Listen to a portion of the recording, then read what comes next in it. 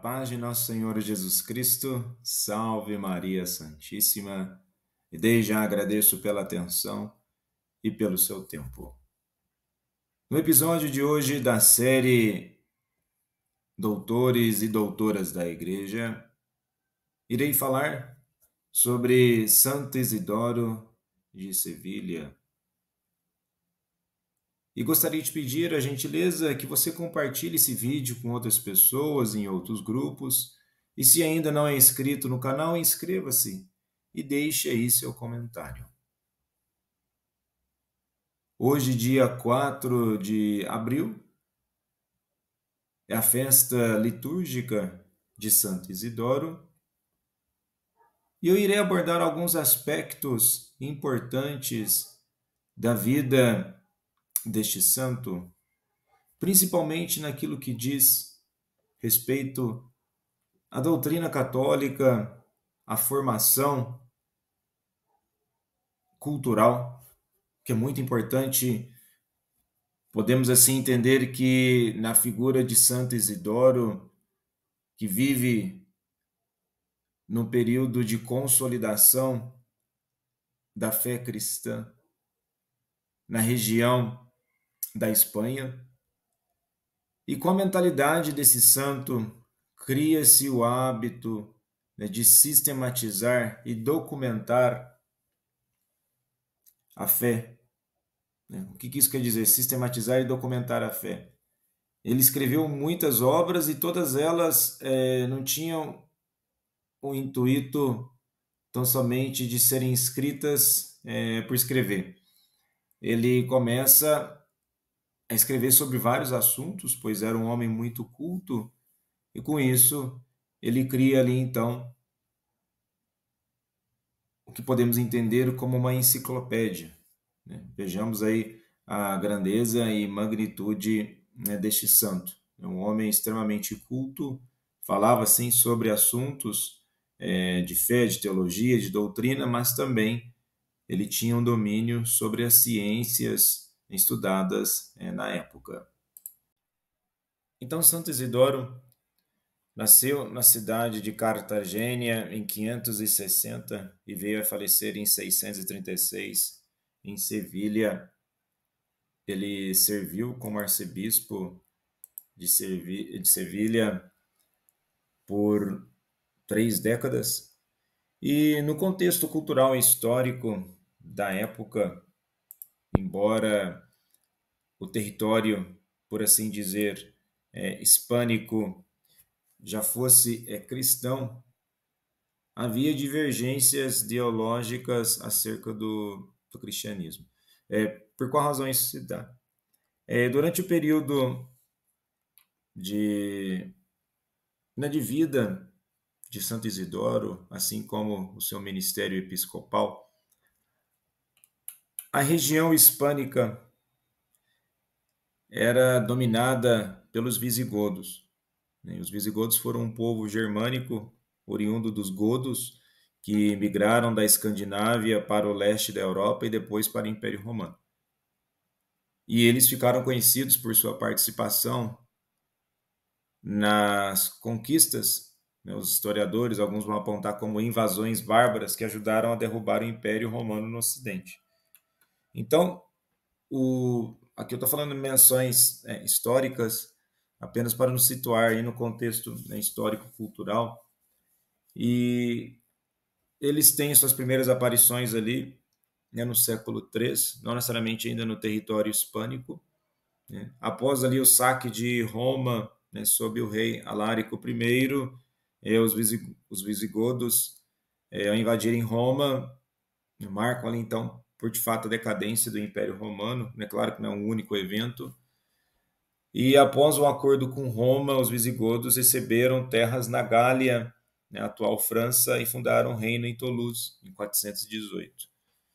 Foram expulsos pelos francos em 507 e estabeleceram na Península Ibérica, formando o reino visigótico com a capital em Toledo.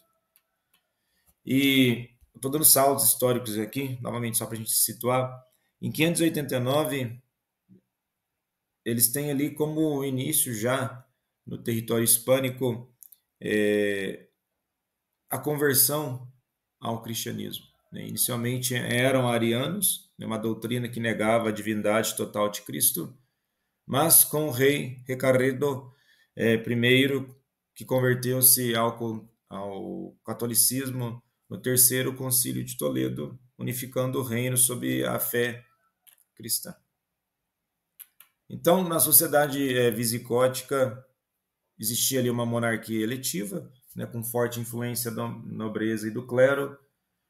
Temos já questões de direito, a liber ludicorium, as leis visigóticas, um código jurídico que misturava leis romanas e germânicas. E como no período era uma economia que se baseava na agricultura e no pastoreio, um sistema feudal primitivo. Então, essa fundação do cristianismo, essa transição do arianismo para o catolicismo, tem influência de toda uma história, e certamente Santo Isidoro participa dessa história de consolidação do catolicismo, tanto que ele participa de um dos concílios de Toledo para exatamente essa consolidação da fé. Então, Santo Isidoro é considerado o último dos padres da Igreja no Ocidente. Nós temos aí uma sucessão de padres, desde ali do período patrístico, os padres da Igreja, que são aqueles que escrevem na consolidação da fé e da doutrina cristã. Então, se Santo Isidoro foi esse último pai da Igreja no Ocidente, nós temos no Oriente que o último foi São João Damasceno.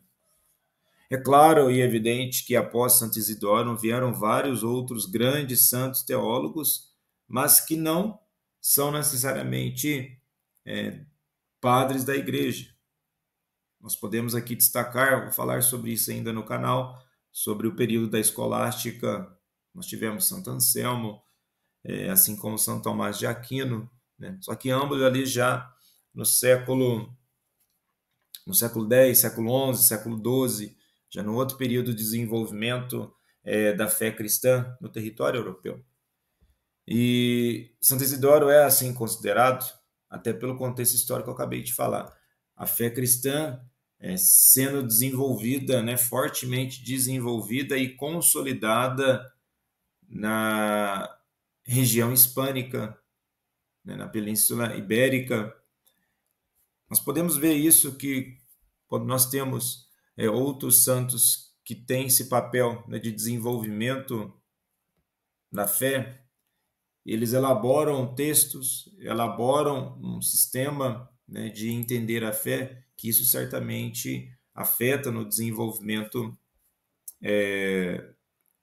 da evolução do pensamento cristão. Ele foi canonizado em 1598 pelo Papa Clemente VIII e foi proclamado aí doutor da Igreja em 1722 pelo Papa Inocêncio XIII.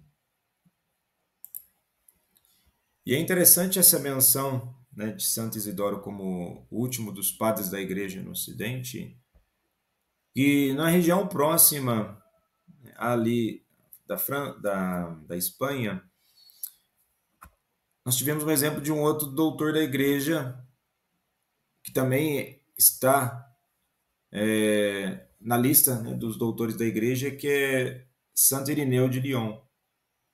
É um doutor da Igreja que sai do Oriente, ele vai para a região de Lyon, na França, e também é considerado padre da Igreja exatamente pela consolidação e a chegada do cristianismo na região.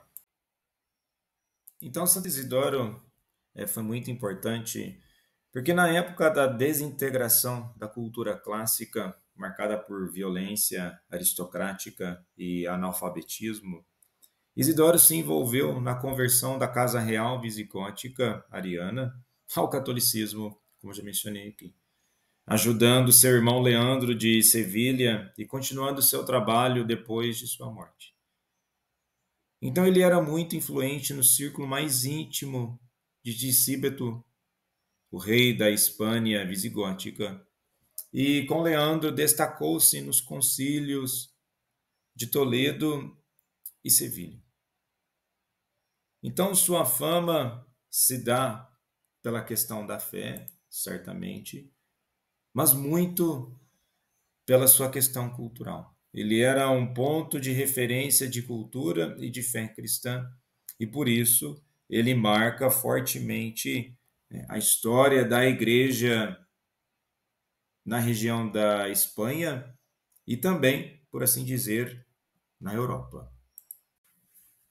Nesse contexto político, cultural e religioso, Santo Isidoro é considerado o último acadêmico do mundo antigo. E essas palavras é de um historiador do século XIX, um historiador francês, chamado Charles Forbes, que traz essa reflexão acerca da transição, né, da cultura clássica, né, advinda ali do universo greco-romana, para a transição da cultura ao período medieval, por assim dizer. Embora não utilizando o termo medieval, mas ele fala que exatamente essa transição, né, nos séculos, há uma perda significante da produção cultural. Então, em Santo Isidoro, né, é chamado do último acadêmico do mundo antigo. E por qual razão? Não é à toa. Como nós podemos ver aí, Santo Isidoro, como eu já mencionei, ele escreve uma enciclopédia, né, com 20 livros. Então, se nós pararmos para pensar, hoje em dia já escrever isso já é uma tarefa bem complexa, então imagine para a época. E ele traz também outras obras, né, de natura rerum, é uma preocupação acerca de questões teologais, não somente de questões políticas ou do conhecimento, né? A primeira obra ali, né, da enciclopédia, quando ele vai falar sobre gramática, medicina, direito, geografia, história, teologia e outras áreas. É dessa natura rerum, traz exatamente, é um tratado sobre ciências naturais, astronomia e fenômenos físicos, escrito para educar o rei visigodo. Então vejamos que ele tranquilamente ele sai do campo religioso, da doutrina, e ele vai então para o campo da política e educacional. Temos em um outro livro a história de Regibus Goturum, Vandalorum et Suevorum, que é exatamente uma história dos visigodos, né, vândalos e suevos na Península Ibérica. Por assim dizer, é uma obra de registro, pode até ser considerada uma obra historiográfica, por trazer dimensões de registros, né, da presença desses povos naquela região, né, na Península Ibérica. E temos aí também uma outra obra, né, que traz De Ecclesiasticis Officis, né, que traz um nome já pensando no nome da estrutura da igreja, né, um estudo sobre a liturgia e os sacramentos da igreja. Mas assim, a mais famosa é exatamente as etimologias, ou etimologia ou origens, que ele engloba todos esses assuntos, mas gostaria de chamar a atenção, né, de um dos assuntos dessa obra, né, Etimologias. Então, eu gostaria de apresentar aqui partes das etimologias de Santo Isidoro. É interessante que em uma delas ele fala assim sobre a definição de filosofia. Vejamos, a filosofia é o conhecimento das coisas humanas e divinas acompanhado do esforço de bem viver e consta de duas naturezas, a ciência e a opinião. A ciência se dá quando uma coisa é conhecida com certeza pela razão, a opinião. Ao contrário, quando a coisa permanece incerta e nenhum conhecimento seguro se pode dar, como por exemplo, se o Sol é do tamanho que se vê, ou é maior do que a própria Terra, ou ainda se a Lua tem forma esférica ou é côncava, se as estrelas estão firmes no céu ou andam errantes no firmamento. Então, como eu mencionei anteriormente, certamente isso aqui tem uma influência astronômica, ele tem uma preocupação dessa observação dos cosmos.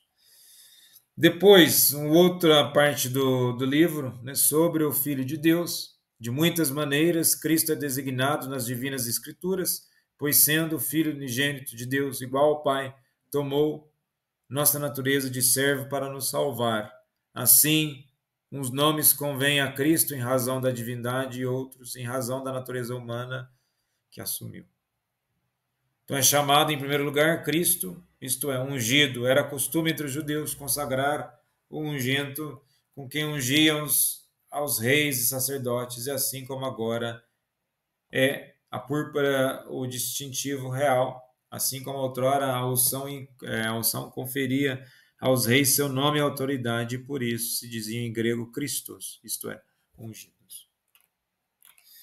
Depois temos uma outra parte aqui, isso eu acho na tela, a questão do princípio, né?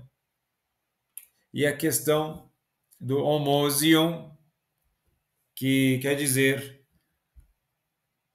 ousia, quer dizer significado, e homo é o mesmo sentido. Ou seja, significa consubstancial ao Pai. Então, conforme a Escritura, o Pai e eu somos uma e mesma coisa, isto é, somos consubstanciais. Embora essa palavra não se ache nas Escrituras, ao tratar-se da Trindade, há razão para ser usada. Como, aliás, tão pouco se diz nas Escrituras, ingênito do Pai. E ninguém duvida que seja preciso dizer-se e confessar-se o Cristo como tal. Homoousion se diz pela semelhança de substância, porque tal é Deus, tal é sua imagem, invisível Deus, invisível sua imagem. Então, nesse contexto, vai trazer exatamente uma elaboração teológica acerca da natureza de Cristo, nessa participação de Cristo, né, e o Pai. Eu e o Pai somos um e a mesma coisa. Essa é uma afirmação bem forte de Jesus, que abre aspectos de reflexão teológica. E depois o que nós podemos pegar de outros trechos? É a boca de Deus, porque é o seu verbo. Chama-se princípio, porque dele derivam todas as coisas e antes dele nada existiu. Nós estamos falando aqui de Deus, certo? Nós temos a dimensão de unigênito.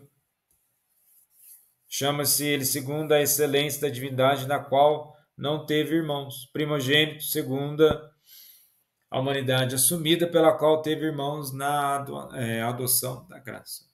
Então, esses são os elementos aqui dentro dessa obra, as etimologias. Né? Interessante meramente por menções históricas, e essas menções históricas elas estão ligadas a um contexto de experiência de fé da época.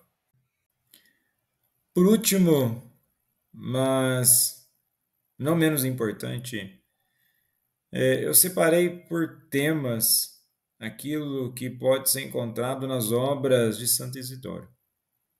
Essa divisão se dá no sentido da própria teologia e do aspecto doutrinal elaborado por Santo Isidoro. Então vejamos aí que nós temos a primeira coluna, a área teológica, e depois a descrição de cada uma dessas áreas. Então a visão de Deus e da criação. Deus é o princípio e o fim de tudo, a criação reflete a ordem divina, influência agostiniana.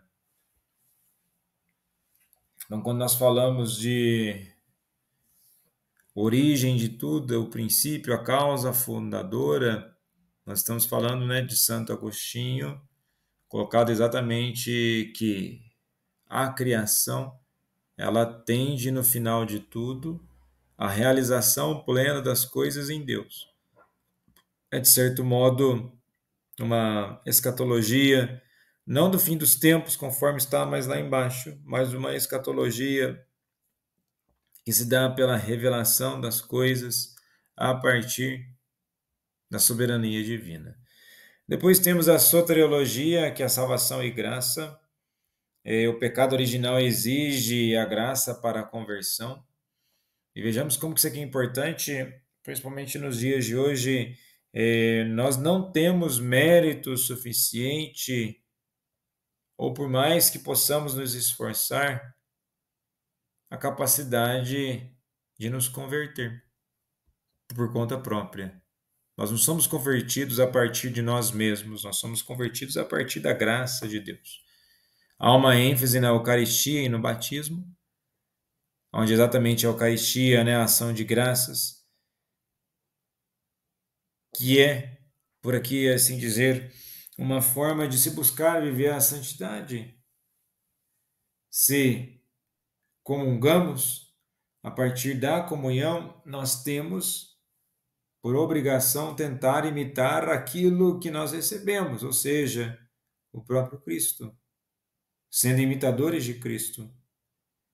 Isso na Eucaristia. E no batismo nós morremos para o pecado, para a vida velha e nascemos para Deus, em Cristo, por Cristo e com Cristo. Temos também a eclesiologia, que é a igreja e sociedade, que a igreja é o corpo místico de Cristo e deve guiar a sociedade. Há uma preocupação acerca da defesa da unidade entre igreja e Estado. E vejamos que aqui trata aquilo que Paulo já coloca, né, nos seus escritos. A igreja é o corpo místico. Sendo a igreja o corpo místico, guiando a sociedade, mas não somente a sociedade no sentido material, mas a própria sociedade no aspecto ético e moral. E naquilo que diz respeito à moral, temos aqui a moral cristã e a educação, a disciplina e o conhecimento são meios para a santificação, a preservação da cultura clássica e cristã. Então vejamos bem, a disciplina e o conhecimento são meios para a santificação. É interessante refletir sobre isso, que não é somente os aspectos ritualísticos ou aspectos de oração que vai levar por de fato, né, a salvação da pessoa. E quando nós falamos dessa santificação, para ser santificado, a palavra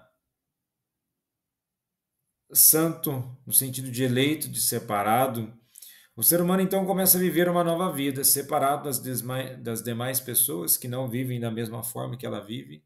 Então ela se separa no sentido de autopreservação ou a preservação dos princípios existentes, né, na questão da boa virtude, assim como o próprio crescimento moral da pessoa. Os sacramentos são essenciais para a vida cristã, né? A grande importância ao batismo e à Eucaristia, assim como eu já mencionei na questão da soteriologia, os sacramentos eles têm como fim último a vivência em Deus. Então todos os sacramentos, todos os apontamentos daquilo que é vivenciado dentro da igreja, ele tem como finis, né, o fim, ou teles, a realização do fim, para uma perspectiva de Deus. Ainda naquela dimensão de criação, né, uma visão de criação com elementos aos quais existem unicamente para dar sustentação a todas as coisas. E conforme eu já mencionei, a escatologia, né, o fim dos tempos, uma firme crença na ressurreição dos mortos e no juízo final, uma visão tradicional da punição dos ímpios e recompensa dos justos.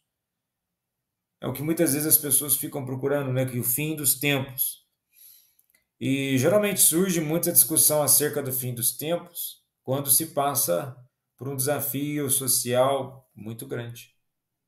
Algumas pessoas vão colocar que as coisas estão somente da forma que estão, pois Deus quer assim, e tal maldade habita no mundo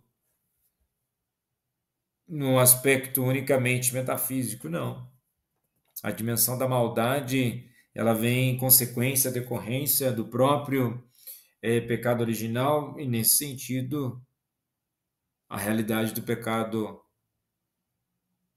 sendo fato e verdadeira, certamente vai influenciar as pessoas. Depois temos tradição e autoridade.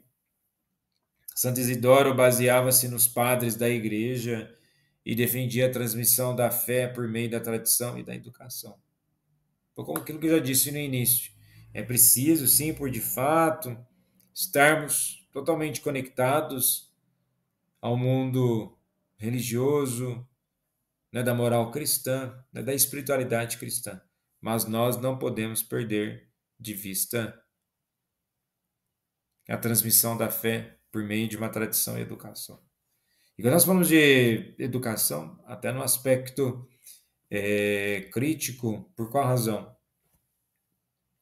Porque quando nós estamos falando, né, de transmissão, né, dessa tradição e educação, Santo Irineu, Santo Isidoro, sendo considerado um homem de muita aplicação cultural, e tal cultura trazia a Santo Isidoro uma possibilidade de diálogo com o próprio mundo. O que acaba acontecendo hoje, né, muitas vezes, a pessoa ela só toma um discurso de, entre aspas, aqui, apologia cristã, e ela não tem um diálogo com o mundo no aspecto de conhecimento sobre certas coisas para falar com a devida propriedade. E por último, aí, a influência na Idade Média. Né? Suas obras moldaram a teologia, a educação e a organização da sociedade cristã medieval. Isso é fato.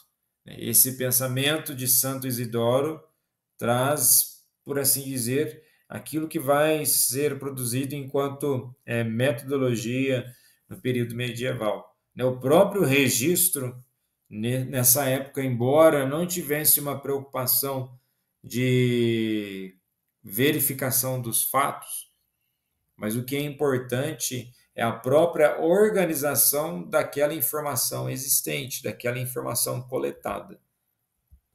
Então, passando assim no período medieval, que é um período de muita produção cultural, muita produção filosófica, teológica, de escritos políticos, certamente uma pessoa que tem um domínio, uma aproximação com todas essas áreas, é considerada uma pessoa muito sábia.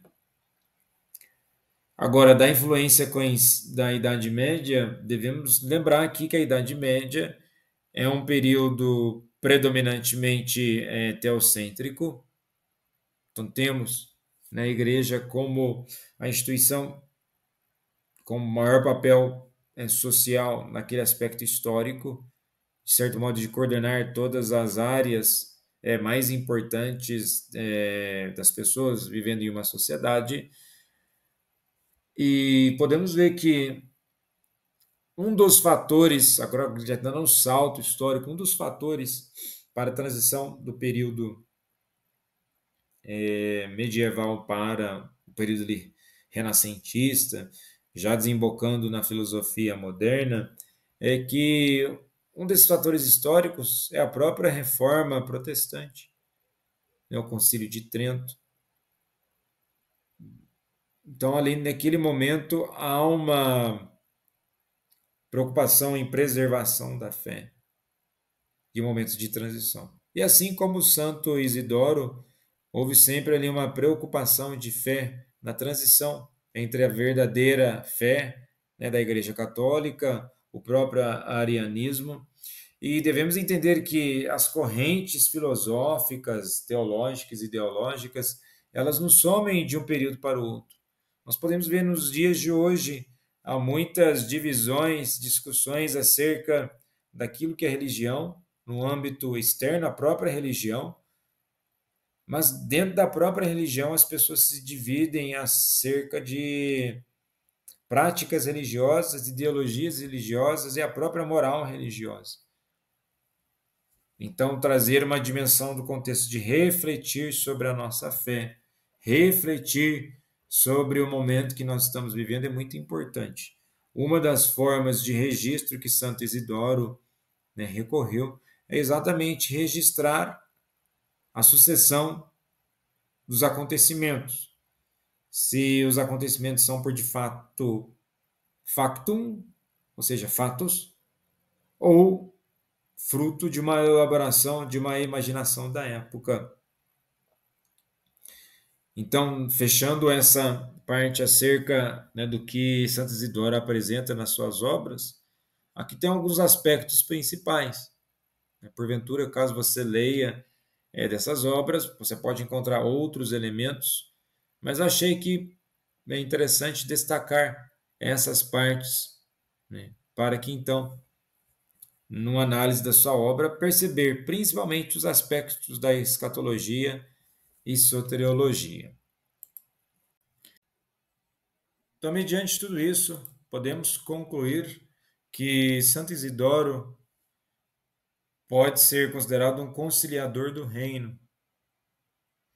É um teólogo, diplomata e educador, e ele ajudou a unificar a Península Ibérica espiritualmente. Então, a sua influência nos concílios foi tamanha que ele moldou a identidade cristã visigótica. E como já mencionei, a sua obra Etimologias era usada como referência até mesmo nas decisões conciliares.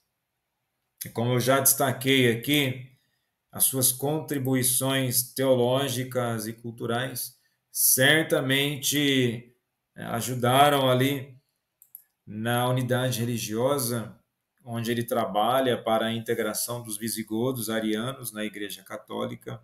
A própria educação cristã, né, incentivou o estudo das escrituras, da gramática e das ciências como meio de conhecer Deus. E uma doutrina eclesiástica defendeu o papel da igreja como guia moral e espiritual do povo e do rei. Uma visão ainda muito importante em tempos modernos. E para finalizar, eu gostaria de chamar a atenção à importância de Santo Isidoro no Quarto Concílio de Toledo em 633, que, por assim dizer, foi o mais importante concílio do século VII, onde Isidoro já era uma autoridade intelectual e moral no reino.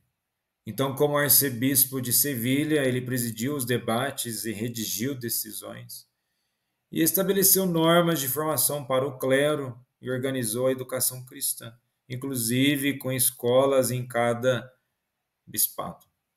Então, a influência nos concílios de Sevilha, embora os concílios tenham ocorrido em sua sede episcopal, Isidoro não só presidiu, como inspirou teologicamente as decisões, combatendo então o arianismo e outras heresias e defendeu a autoridade dos bispos e a pureza doutrinária. Vejamos que pureza doutrinária é também um sinônimo de ortodoxia. Bom, esses foram os pontos principais aos quais eu gostaria, né, de destacar. Agradeço imensamente pela atenção para os que assistiram o vídeo até aqui. Compartilhe com outras pessoas, deixe aí o seu comentário com críticas, discordâncias e sugestões para outros vídeos. Agradeço mais uma vez pela atenção, paz e bem, e até o próximo episódio.